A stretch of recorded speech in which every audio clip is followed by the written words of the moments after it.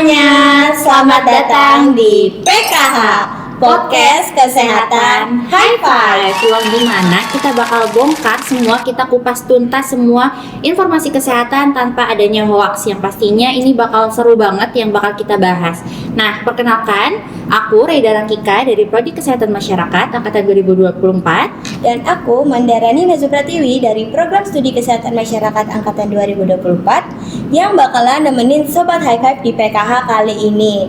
Kira-kira kita mau bahas apa sih Mbak Raida hari ini? Nah, di PKH kali ini guys, kita mau bahas tentang sesuatu yang penting banget dan juga relate banget nih sama masyarakat umum kita di zaman sekarang, karena yang banyak banget yang kemakan hoax-hoax tentang informasi kesehatan itu.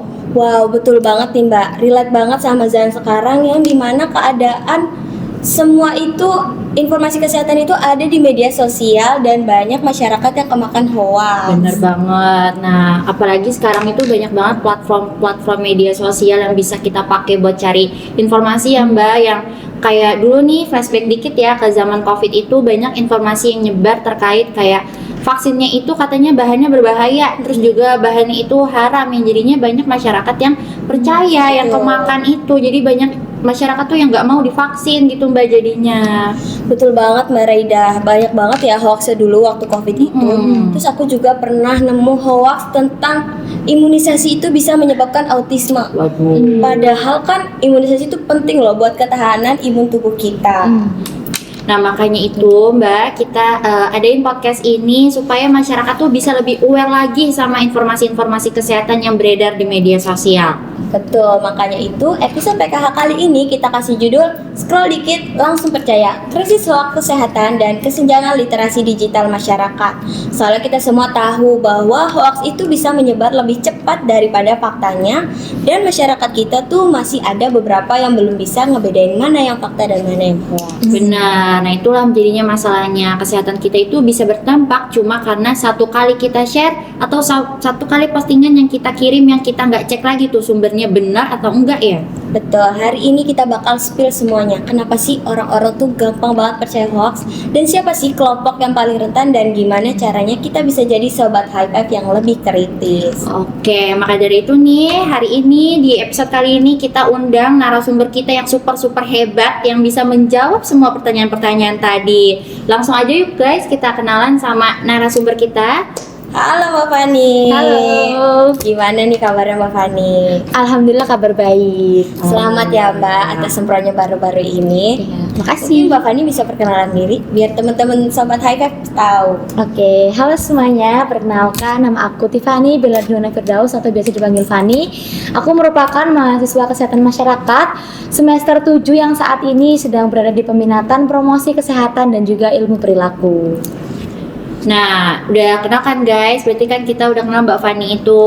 Terus jadinya kayak narasumber kita hari ini tuh keren banget nih, berarti sesuai banget sama topik yang kita bahas hari ini. Betul banget, kita udah punya banyak banget pertanyaan-pertanyaan menarik buat kita diskusiin sama Mbak Fani. So, terus dengerin kita sampai akhir ya, karena bakalan banyak banget info menarik yang bakal kalian dapetin. Selamat mendengarkan ya. Oke Mbak Fani, masuk ke pertanyaan ya Mbak. Menurut Mbak Fani ini, kenapa sih hoax kesehatan itu bisa cepat banget nyebarnya di masyarakat kita di luar sana? Oke, menurut aku ya hoax kesehatan itu kenapa sih kok begitu cepat menyebar tuh karena 3 hal. Yang pertama yaitu informasi kesehatan itu menyentuh emosional, artinya ada rasa takut, lalu ingin cepat sembuh, sehingga masyarakat itu cenderung untuk membagikannya dan juga tanpa pikir panjang gitu. Nah, yang kedua, akses internet yang sangat mudah. Nah, seperti yang kita tahu ya bahwa sekarang internet itu sudah menyeluruh ya, bahkan di Indonesia maupun di secara global gitu ya, semua orang sudah bisa mengakses internet dengan mudah. Nah, itu yang membuat satu pesan itu mudah menyebar dalam waktu beberapa menit aja gitu, bahkan beberapa detik itu sudah bisa menjangkau ke seluruh pelosok gitu ya. Betul banget. Nah, yang ketiga itu literasi kesehatan kita itu belum merata, yang artinya banyak orang itu belum bisa terbiasa memeriksa sumber dari informasi yang dia dapatkan ataupun yang dia dengarkan. Nah, sehingga semua yang terlihat meyakinkan itu pasti langsung mudah dipercaya gitu. Jadi kombinasi antara faktor emosional, teknologi dan juga rendahnya literasi digital itu yang membuat hoax itu lebih cepat menyebar ke masyarakat secara luas. Betul banget sih. Faktor-faktor itu tuh yang menyebabkan hoax itu bisa lebih nyebar. Internet kan gampang banget ya diakses dari kita kecil pun kita udah bisa ngakses internet. Betul banget. Menurut Mbak Fani nih, pernah nggak sih Mbak Fani tuh nemuin hoax yang paling gong banget, yang paling liar banget yang Mbak temuin akhir ini? Oke, mungkin menurutku hoax yang paling gong banget ya itu kemarin tuh aku sempat lihat terkait obat herbal yang bisa menyembuhkan semua penyakit tanpa adanya bukti ilmiah. Bahkan parahnya itu di video ini tuh mengklaim bahwa dia kan memakai AI ya. Jadi AI-nya itu diedit dengan mukanya orang yang sudah terpercaya atau orang yang terpandang lah di Indonesia ini. Nah, itu diedit dengan menggunakan suara AI yang menyebutkan bahwa obat herbal ini sangat bermanfaat dan juga bisa menyembuhkan berbagai penyakit. Padahal hal itu merupakan hal yang benar-benar hoax ya. Itu sebenarnya nampak logis tapi itu sangat berbahaya karena orang kan mandangnya, oh si orang ini pakai ini nih, kan orang ini kan sudah punya nama, sudah punya titel gitu lah ya. Oh orang ini pakai ini, aku juga mau pakai karena sudah di approve sama orang yang sudah dikenal banyak orang. Nah itu menurutku hal yang sangat berbahaya ya, dan lebih parahnya lagi banyak orang yang masih percaya terkait hal tersebut gitu. Betul banget, sekarang bahaya banget ya internet itu karena banyak banget iklan-iklan tentang kayak suplemen diet yang bisa nurunin berat badan dalam beberapa hari aja tuh banyak banget gitu ya Mbak ya. Betul. Oke nih Mbak, berarti kan tadi kan ada Mbak udah nyebutin kalau ada faktor literasi gitu kan. Nah, menurut Mbak itu seberapa besar peran sih literasi kesehatan dan literasi digital dalam bisa membuat orang itu percaya gitu sama informasi-informasi yang beredar itu?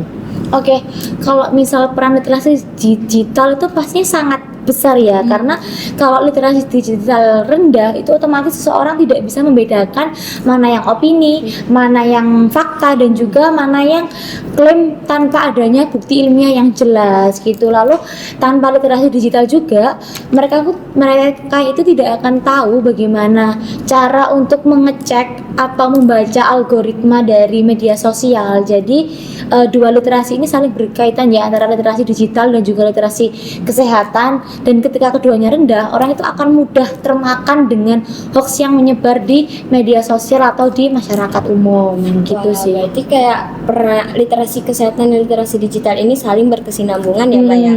Lalu ada nggak sih Mbak tanda seseorang itu memiliki literasi yang rendah? Oke, untuk tanda ketika seseorang literasinya rendah ya, itu yang pastinya dia akan mudah percaya dengan informasi yang viral tanpa mengecek sumbernya terlebih dahulu. Nah, lalu yang kedua percaya pada pengobatan instan seperti yang tadi disebutkan oleh Manda, kayak obat diet mudah menurunkan dalam waktu 5 hari, 3 hari, itu kan secara logika itu sangat tidak mungkin ya gitu. Jadi mana ada sih obat yang dapat menyembuhkan secara instan tanpa ada proses gitu loh ibaratnya. Nah, lalu dia juga akan susah untuk mengambil keputusan kesehatan ketika misalnya nih, ketika aduh aku kok pusing ya, langsung cek Google gitu. Ya. Nah, sebenarnya itu juga hal yang tidak sepenuhnya salah, tapi di Google itu informasinya itu secara umum, belum tentu relate dengan keadaan yang kita alami gitu loh. Jadi Google itu hanya menyediakan informasi secara umum tanpa menyediakan informasi spesifik. Nah, untuk informasi spesifiknya itu harus ditanyakan kepada ahlinya seperti bidan, dokter ataupun perawat seperti itu. Betul. Terus Mbak, kan kita kan suka nemuin nih hoax itu nggak cuma di media sosial tapi lewat chat WhatsApp keluarga nih, yang mana mereka tuh lebih percaya dari informasi chat keluarga itu daripada informasi resmi. Kenapa sih Mbak? Nah, karena kalau dengan keluarga itu terdapat kedekatan emosional ya, yang artinya pesan yang datang dari orang terdekat itu dianggap lebih aman dan juga lebih terpercaya. Seperti informasi dari orang tua, saudara, itu dianggap lebih bisa dipercaya daripada dari kayak tenaga kesehatan yang ada di TikTok ataupun ada di Instagram seperti itu. Jadi gara-gara itu tadi ada kedekatan emosional, otomatis orang itu percaya kayak, oh ini loh loh dari pamanku, oh ini loh dari bibiku misalnya. Nah itu akan lebih mudah dipercaya karena pasti berpikiran bahwa nggak mungkin lah keluarga aku menyebarkan informasi yang hoax atau informasi yang menyesatkan gitu. Itu sih kalau menurut aku. Oke Mbak, kan berarti tadi informasinya banyak beredar di media-media sosial gitu ya, informasi tentang kesehatan. Nah, seberapa besar sih peran algoritma di media sosial itu bisa memperkuat penyebaran hoax-hoax kesehatan yang beredar, Mbak? Oke, terkait algoritma tentunya sangat besar ya untuk perannya itu karena algoritma itu bekerja berdasarkan apa yang kita klik dan juga apa yang kita bagikan atau share kepada teman atau orang lain gitu. Konten yang sensasional seperti hoax itu biasanya muncul interaksi yang tinggi karena banyak orang yang mengklik dan juga meng-share video tersebut. Otomatis platform itu akan mendorong informasi tersebut agar lebih banyak keluar dan juga lebih banyak dijangkau oleh masyarakat umum. Nah, jadi secara tidak langsung algoritma itu akan memperkuat hoax yang lagi viral atau lagi banyak muncul di masyarakat gitu sih. Betul banget nih Mbak. Kan tadi Mbak Tiffany juga sudah menyebutkan ya bahwa peran algoritma ini sangat-sangat besar. Bagaimana sebenarnya tuh masyarakat itu sadar nggak sih bahwa informasi yang mereka lihat di media sosial itu udah disesuaikan sama apa yang mereka cari, apa yang mereka share? Menurut aku sih kebanyakan kayaknya belum ya, masyarakat tuh belum sadar bahwa informasi yang mereka lihat itu juga sudah sesuai dengan apa yang ada di kenyataannya gitu loh, apa yang sudah dibuktikan. Nah, banyak orang yang mengira bahwa informasi yang muncul di beranda mereka itu adalah kebenaran secara umum gitu loh, padahal itu hanya video personal ataupun video yang dibuat oleh perorangan untuk misalnya menaikkan akunnya ataupun atau ada kepentingan lainnya gitu loh. Nah, ini tuh disebut dengan filter bubble, di mana seseorang itu hanya melihat informasi yang mendukung keyakinannya aja, dan itu makin memperkuat hoax yang lagi dia lihat atau yang lagi dia bagikan kepada orang lain gitu sih. Nah, berarti kan dari hoax-hoax yang tersebar itu ya Mbak, pasti ada dampaknya ya Mbak. Nah, apa sih dampak nyata dari hoax, dari informasi kesehatan yang tersebar itu terhadap kesehatan masyarakat? Atau Mbak Fani ada contoh kasusnya? Oke, sebenarnya dampaknya sangat nyata ya yang ada di masyarakat. Mungkin dampak nyata yang kita rasakan dan juga kita lihat kemarin waktu COVID ya, seperti yang Raida disebutkan bahwa waktu itu menyebar bahwa vaksin adalah hal yang haram gitu ya. Nah, waktu itu aku juga sempat mendengar, entah kalian mendengar atau tidak ya, bahwa vaksin itu mengandung chips. Nah, itu yang membuat masyarakat akhirnya enggan untuk melakukan vaksin gitu loh. Nah, padahal hal itu akan sangat-sangat berdampak pada masyarakat ya. Misalnya ketika masyarakat tidak mau vaksin, apa ya dampaknya? Otomatis dia akan lebih mudah terkena COVID itu tadi. Nah, apa dampaknya ketika mudah terkena COVID? Otomatis COVID ini semakin menyebar ke seluruh lapisan masyarakat. Nah, apa sih dampaknya? Otomatis akan memperburuk status kesehatan masyarakat itu sendiri dan juga bahkan dampak fatalnya hingga ke kematian. Padahal kalau kita pikir ya, sebuah chips dimasukkan ke dalam vaksin itu nggak masuk di logika gitu ya, tapi masyarakat kita sangat mudah percaya terhadap informasi tersebut gitu loh ya. Otomatis berarti kan mereka lebih mengedepankan informasi yang viral daripada keasliannya gimana. Betul, keasliannya gimana dan juga masuk logika nggak sih informasi ini gitu loh. Padahal chip ya di vaksin yang sekecil itu gimana caranya bisa masuk ya? Chips dimasukkan ke dalam cairan itu seperti apa gitu loh ya logikanya. Kita kan ngebayangin chips itu sekecil ini kan. Walaupun udah sekecil itu kayak nggak mungkin dimasukin ke dalam cairan. Betul banget. Berarti masyarakat kita masih mudah tertipu ya Mbak. Sangat mudah termakan hoax yang lagi viral, lagi tinggi gitu. Kan tadi dampak nyatanya udah kayak kerasa banget nih Mbak sama status kesehatan masyarakat kita. Lalu apa sih langkah paling sederhana yang bisa dilakukan masyarakat kita itu untuk memastikan bahwa info kesehatan ini benar tanpa hoax? Oke, aku punya rumus sederhana nih, yaitu 3C, yaitu cek sumber, cek fakta, dan juga cek konsistensi. Nah, artinya cek sumber itu silakan cek sumber apakah informasi yang dilihat, didapatkan, didengar itu sudah berasal dari sumber yang terpercaya, misalnya dari Kemenkes, WHO, atau dokter, ataupun bahkan dari sumber jurnal ilmiah. Jadi ketika sudah mendengar informasi, jangan langsung oh iya nih, ini benar nih, itu salah. Jadi kita harus mengecek dulu apakah sumber dari WHO, Kemenkes, atau platform yang atau dokter itu sudah sesuai dengan informasi yang kita dapatkan. Betul. Nah, yang kedua, cek fakta. Cari artikel pembanding dari media yang kredibel. Jadi fakta yang sudah disebutkan dalam video itu atau informasi tersebut itu apakah sudah sesuai dengan fakta yang ada di jurnal ilmiah atau di artikel yang memang sudah dipublikasikan dengan di platform yang resmi atau terakreditasi gitu ya. Jadi jangan langsung percaya, jadi harus mengecek apakah benar sih hasil dari artikel ini tuh mengatakan seperti ini. Bisa jadi itu dimodifikasi secara personal oleh pembuat video gitu. Nah, yang ketiga, cek konsistensi, yaitu apakah informasi tersebut sama dengan panduan resmi kesehatan. Nah, artinya misalnya ada jurnal ilmiah nih yang menjelaskan bahwa hal ini mempengaruhi ini. Nah, video yang kita lihat apakah benar konsistennya sama dengan hasil dari jurnal tersebut. Kalau misal memang itu salah atau ada pembedanya, silakan dicari lagi apakah pembeda itu juga sudah dibuktikan dengan jurnal ilmiahnya atau pembeda itu berdasarkan opini dari pembuat video. Jadi terkadang pembeda itu bukan hal yang selalu salah, tapi kalau misal kita dapat melihat sisi dari pembeda itu bisa jadi itu adalah hal yang benar ketika sudah dibuktikan dengan hal yang valid dan juga hal yang sudah terkredibel lah gitu sih. Jadi terkadang cara sederhana itu bisa sangat membantu kita untuk melihat apakah informasi yang kita dengarkan atau informasi yang kita lihat itu adalah hal yang fakta dan juga bukan hoax gitu.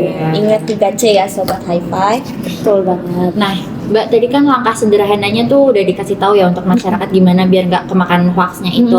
Nah, gimana sih peran tenaga kesehatan khususnya kayak Mbak Fani ini yang dari peminatan promosi kesehatan, dan juga gimana sih peran pemerintah itu seharusnya bertindaknya tuh gimana Mbak menurut Mbak? Oke, mungkin peran tenaga kesehatan yang pastinya harus memberikan edukasi dengan bahasa yang sederhana dan juga mudah dipahami. Nah, seperti yang kita tahu ya bahwa sekarang sudah banyak tenaga kesehatan yang sering membuat video edukasi. Nah, bahkan itu tidak hanya dokter tapi juga perawat, bidan, bahkan sampai ke apoteker, ahli gizi dan juga tenaga kesehatan yang lainnya. Nah, ini merupakan hal yang bagus dan juga langkah yang sangat cocok gitu ya, karena sekarang itu masyarakat lebih mudah percaya yang ada di video gitu loh. Makanya tenaga kesehatan itu turun langsung nih ke media yang mudah diakses oleh masyarakat. Jadi agar masyarakat itu lebih lebih mudah percaya dengan informasi yang valid dan juga disampaikan melalui platform yang mereka gunakan sehari-hari gitu. Nah, untuk peran pemerintah sendiri itu yang pastinya harus memperkuat regulasi kebijakan ya. Nah, lalu juga menyediakan kanal informasi yang resmi yang mudah dipahami dan juga mudah diakses oleh masyarakat. Nah, yang ketiga yaitu mempercepat klarifikasi hoax seperti tadi contohnya vaksin mengandung chips. Nah, itu pemerintah harus segera mengkonfirmasi bahwa itu adalah hoax dan harus menjelaskan apa sih kandungan yang ada di dalam vaksin yang dapat membantu untuk meningkatkan kesehatan di masyarakat itu sendiri gitu. Jadi peran kedua ini sangat linear gitu loh. Jadi antara tenaga kesehatan dan juga pemerintah itu memiliki peran yang sama-sama tapi juga sejalan gitu. Betul, kayak semua peran itu punya fungsinya masing-masing. Betul banget. Terus Mbak, jika literasi masyarakat itu mau ditingkatkan nih, kita tuh harus mulai dari mana sih? Dari sekolah kah, komunitas, atau digital platform? Oke, sebenarnya dari mana mulainya itu dari ketika yang Manda sebutkan tadi itu sangat penting semuanya ya. Tapi menurut aku yang paling penting itu dari sekolah dan juga komunitas. Nah, sekolah itu bisa membentuk kebiasaan untuk berpikir kritis, untuk tidak mudah mempercayai hal yang dia dengar ataupun dia lihat. Jadi harus mulai melihat sumbernya dulu nih. Jadi apakah yang dia lihat, apakah yang dia baca itu sudah sesuai dengan sumber yang ada dan juga sudah dibuktikan dengan bukti ilmiah gitu. Nah, untuk komunitas itu dapat mempercepat penyebaran edukasi secara horizontal. Nah, platform digital itu sebagai media pendukung untuk menyediakan informasi yang kredibel dan juga mudah diakses. Dari ketiga ini sangat selinier juga gitu loh. Jadi ketiganya ini dijalankan dengan baik, otomatis masyarakat kita itu tidak akan mudah termakan, tidak akan tertipu, termakan hoax yang ada di media sosial ataupun ada di masyarakat gitu. Tuh, apalagi sekarang tuh banyak ya dokter-dokter yang nge-live gitu ya, Mbak ya. Betul Jadi banget. orang-orang tuh bisa langsung sekalian konsul ya. Sekalian Mbak ya. konsul, Nah, gratis ya, betul. modal data aja. Betul banget. Nah, terakhir nih ya Mbak Fani, apa pesan Mbak Fani untuk sobat High Five yang lagi nonton ini, yang setiap harinya itu bersentuhan dengan informasi-informasi kesehatan yang beredar di internet itu, Mbak? Oke, mungkin pesan aku sederhana ya. Jangan cepat percaya, jangan cepat share. Kesehatan itu bukan soal viral atau tidak viral, tapi tentang keselamatan. Nah, selalu cek sumber sebelum mengambil keputusan, karena satu klik dari kita itu dapat menyelamatkan orang lain, tetapi satu klik dari kita juga dapat membahayakan orang lain. Keren banget pesannya. Itu ya, ingat terus ya Sobat High Five, pesan dari Mbak Fani tadi. Gak kerasa banget nih, kita udah ngobrol dari pertanyaan pertama sampai tiba-tiba pertanyaan udah habis aja. Iya, nggak kerasa banget saking kerennya penjelasan dari Mbak Fani tadi. Betul ya. banget. Jadi nggak kerasa nih kita ngobrol. Rasanya masih pengen ngobrol lagi nih sama Mbak Fani. Ada pertanyaan-pertanyaan yang Iya, masih belum banyak pertanyaan yang belum terjawab. kita tanya ini. Tapi sayang kita harus berpisah sama Mbak Fani. Yang penting semua obrolan kita hari ini bisa bikin Sobat High Five makin pintar, makin kritis, dan gak gampang kejebak informasi kesehatan yang sembarangan. Setuju banget. Terima kasih buat Mbak Fani yang udah ngasih kita ilmu nih hari ini dan juga udah menyempatkan diri untuk mengisi waktu di sini kan. betul. Dan tentu aja makasih juga untuk Sobat High Five yang udah setia dengerin kita dari awal tadi sampai sekarang. Betul, kita bakal balik lagi dengan topik kesehatan yang gak kalah menarik, gak kalah seru, dan sangat insightful yang pastinya anti hoax. Oke, sampai ketemu di episode berikutnya ya. Bye Sobat High bye. Five. Tetap sehat, tetap cerdas, tetap waspada.